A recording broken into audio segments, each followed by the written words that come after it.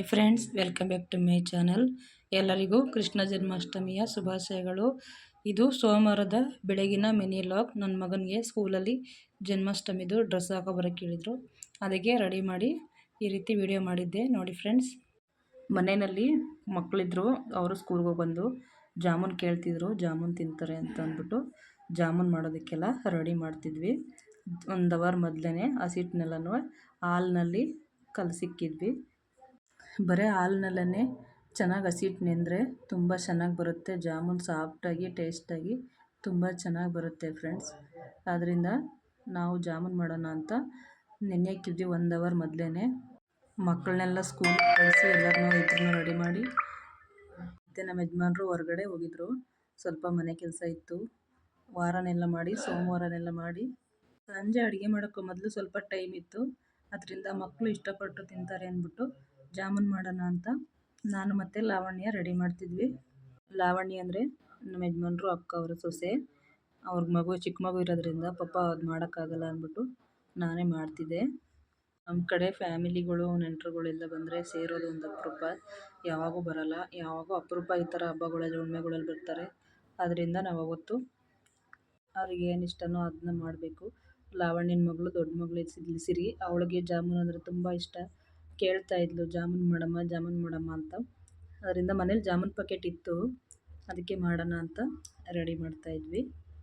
ಒಂದು ಪಾತ್ರೆಯಲ್ಲಿ ಸಕ್ಕರೆನ ಹಾಕಿ ಅದನ್ನು ಪಾಕ ಥರ ಕಾಯಿಸ್ಕೊಂಡಿದ್ವಿ. ಅದಕ್ಕೆ ಸ್ವಲ್ಪ ಏಲಕ್ಕಿ ಪುಡಿ ಹಾಕಿ ಎತ್ತಿಟ್ಟಿದ್ವಿ.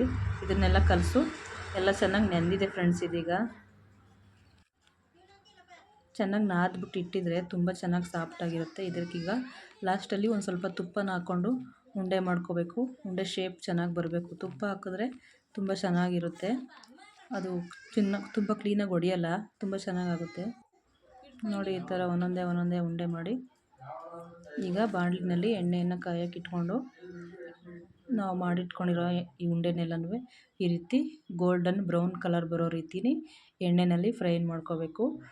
ಈ ಥರ ಫ್ರೈ ಮಾಡಿಕೊಂಡ್ರೆ ಇನ್ನೂ ಬ್ರೌನ್ ಕಲರ್ ಬಂದರೆ ತುಂಬ ಚೆನ್ನಾಗಿರುತ್ತೆ. ನೋಡಿ, ಎಲ್ಲ ಮಾಡಿಟ್ಕೊಂಡಿರೋ ಅಂಥ ಉಂಡೆ ಇದು. ಇಷ್ಟ ಆಗಿತ್ತು, ಒಂದು ಪ್ಯಾಕೆಟ್ ಜಾಮೂನ್ ಪೌಡ್ರಲ್ಲಿ ಇಷ್ಟ ಆಗಿತ್ತು ಜಾಮೂನ್ದು ಉಂಡೆ. ಈ ಥರ ಎಲ್ಲರೂ ಎಲ್ಲ ಜಾಮೂನ್ದು ಉಂಡೆ ಮಾಡಿಟ್ಕೊಂಡಿರೋ ಜಾಮೂನ್ನೆಲ್ಲನೂ ಎಣ್ಣೆಯಲ್ಲಿ ಫ್ರೈ ಮಾಡಿಕೊಂಡು ತುಂಬ ಗೋಲ್ಡನ್ ಬ್ರೌನ್ ಕಲರ್ ಬರೋ ಥರ ಫ್ರೈ ಮಾಡಿಕೊಂಡ್ರೆ ಅದನ್ನೆಲ್ಲ ಒಂದು ಪ್ಲೇಟಿಗೆ ಸಪ್ರೇಟ್ ಎತ್ತಿಕ್ಕೊಬೇಕು. ಸಕ್ಕರೆ ಪಾಕ ಸ್ವಲ್ಪ ಆರಲಿ ಅಂತ ಅದನ್ನು ತೆಗೆದಿಟ್ಟಿದ್ದೀನಿ.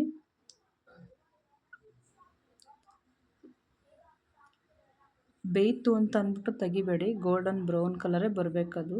ಆವಾಗ ಮಾತ್ರ ಜಾಮೂನ್ ಕಲರಾಗಿ ನೋಡೋದಕ್ಕೂ ಚೆನ್ನಾಗಿರುತ್ತೆ, ತಿನ್ನೋದಕ್ಕೂ ಚೆನ್ನಾಗಿರುತ್ತೆ.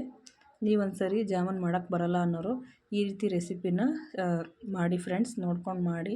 ತುಂಬ ಈಸಿ, ಇದಕ್ಕೆ ಏನು ಅಷ್ಟೊಂದು ಸಾಮಾನು ಬೇಕಾಗಿಲ್ಲ. ಎಣ್ಣೆಯಲ್ಲಿ ತೇಲಿಸ್ಕೊಂಡಿರೋ ಅಂಥ ಜಾಮೂನ್ ಉಂಡೆನೆಲ್ಲನೂ ಈ ಥರ ಪಾಕ ತೆಗ್ದಿರೋ ಅಂಥ ಸಕ್ಕರೆ ಪಾಕಕ್ಕೆ ಹಾಕಿದ್ಮೇಲೆ ಈ ಥರ ಅಂಟ್ಕೊಂಡಿತ್ತು. ತುಂಬ ಚೆನ್ನಾಗಿತ್ತು. ಬಾಯಿಗೆ ಇಕ್ಕಿದ್ರೆ ಕರಗೋಯ್ತಿತ್ತು, ಆ ಥರ ಇತ್ತು ಫ್ರೆಂಡ್ಸ್. ಇದು ಎಣ್ಣೆಯಲ್ಲಿ ತೇಲಿಸಿಟ್ಕೊಂಡಿತ್ತು ಇದು ಪಾಕ. ನೋಡಿ ಎಷ್ಟು ಚೆನ್ನಾಗಿ ಕಾಣ್ತಾ ಇದೆ ಕಲರಾಗಿ. ಮಕ್ಕಳೆಲ್ಲ ಸ್ಕೂಲಿಂದ ಬಂದೆಲ್ಲ ಆಟ ಆಡ್ತಿದ್ರು. ಎಲ್ಲರನ್ನೂ ಕರೆದೆ, ಬನ್ನಿರಿ ಜಾಮೂನ್ ತಿನ್ನಿರಿ ಅಂತ. ನಮ್ಮ ಪಕ್ಕದ ಮನೆ ಹುಡುಗಿ ಮಕ್ಕಳು ಮತ್ತು ಸಿರಿ ಎಲ್ಲನೂ ತುಂಬ ಇಷ್ಟಪಟ್ಟು ತಿಂತಾಯಿದ್ರು, ಚೆನ್ನಾಗಿದೆ ಅಂತ. ಇನ್ನೂ ಸ್ವಲ್ಪ ಟೈಮ್ ಇತ್ತು. ಫ್ರಿಜ್ಜೆಲ್ಲ ತುಂಬ ಗಲೀಜಾಗಿತ್ತು ಫ್ರೆಂಡ್ಸ್. ಅದಕ್ಕೆ ಸ್ವಲ್ಪ ಉಪ್ಪು ಮತ್ತು ಸೋಡಾನ ಮಿಕ್ಸ್ ಮಾಡ್ಕೊಂಡು, ಫ್ರಿಜ್ಜಲ್ಲಿ ಏನಾದರೂ ತುಂಬ ಹೋಗದೇ ಇರೋಂಥ ಕಲೆಗಳಿದ್ರೆ ಈ ಥರ ನಿಂಬೆಹಣ್ಣು ಮತ್ತು ಉಪ್ಪು ಸೋಡಾನ ಹಾಕಿಬಿಟ್ಟು ಸ್ವಲ್ಪ ಹೊತ್ತು ನೆಂದಾದಮೇಲೆ ಅದಕ್ಕೆ ಸೋಪ್ ಆಯಿಲು ಇಲ್ಲ ಸರ್ಫ್ ಎಕ್ಸೆಲ್ ಏನಾದರೂ ತೊಗೊಂಡು ಕ್ಲೀನಾಗಿ ವಾಶ್ ಮಾಡ್ಕೋಬೇಕು. ನೋಡಿ, ಹೊಸ ಫ್ರಿಜ್ ಥರ ಇದೆ. ನಮ್ಮ ಫ್ರಿಜ್ ತೊಗೊಂಡಾಗಲೇ 8-9 ವರ್ಷ ಆಯಿತು. ತುಂಬ ಚೆನ್ನಾಗಿ ಮೇಂಟೈನ್ ಮಾಡಿದ್ದೀನಿ, ತುಂಬ ಕ್ಲೀನಾಗಿದೆ ನೋಡಿ.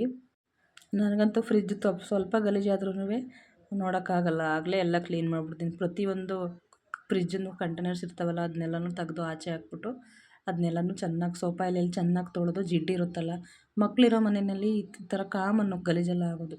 ಅದನ್ನೆಲ್ಲ ಕ್ಲೀನಾಗಿ ತೊಳೆದೆಲ್ಲ ಬಿಸಿಲಿನಲ್ಲಿ ಒಣಗಾಕಿ ಇವಾಗ ಫ್ರಿಜ್ನೆಲ್ಲ ಕ್ಲೀನ್ ಮಾಡ್ಕೊಳ್ಳೋಕೆ ಒಳಗಡೆ ಬಂದೆ. ಸಾಮಾನೆಲ್ಲ ಫ್ರಿಜ್ಜಲ್ಲಿ ಇದ್ನೆಲ್ಲ ಆಚೆಗಡೆ ಹಾಕ್ಬಿಟ್ಟು ಪೂರ್ತಿ ಫ್ರಿಜ್ನೇ ಒಂದೇ ಸರಿ ಕ್ಲೀನ್ ಮಾಡ್ಕೊಬಿಡ್ತೀನಿ ನಾನು. ನೋಡಿ, ಈಗ ಇದು ಸೋಡಾ ಮತ್ತು ನಿಂಬೆಹಣ್ಣು ಮಿಕ್ಸ್ ಇತ್ತಲ್ಲ ಅದನ್ನೆಲ್ಲ ಹಾಕಿ ಫ್ರಿಜ್ನ ಒರೆಸ್ಕೊಂಡ್ರೆ ತುಂಬ ಚೆನ್ನಾಗಿ ಕ್ಲೀನ್ ಆಗುತ್ತೆ. ಹೋಗದೇ ಇರೋವಂಥ ಕರೆಯನ್ನೆಲ್ಲ ತುಂಬ ಚೆನ್ನಾಗಿ ಹೋಗುತ್ತೆ. ಯಾರಾದರೂ ಕರೆ ಹೋಗ್ತಿಲ್ಲ ಫ್ರಿಜ್ಜಲ್ಲಿ ತುಂಬ ಗಲೀಜಾಗಿದೆ ಅಂತ ಅನ್ನೋರು ಈ ಥರ ಮಾಡಿ 1-2 ನಿಂಬೆಹಣ್ಣು ಸೋಡಾನ ಹಾಕ್ಕೊಂಡು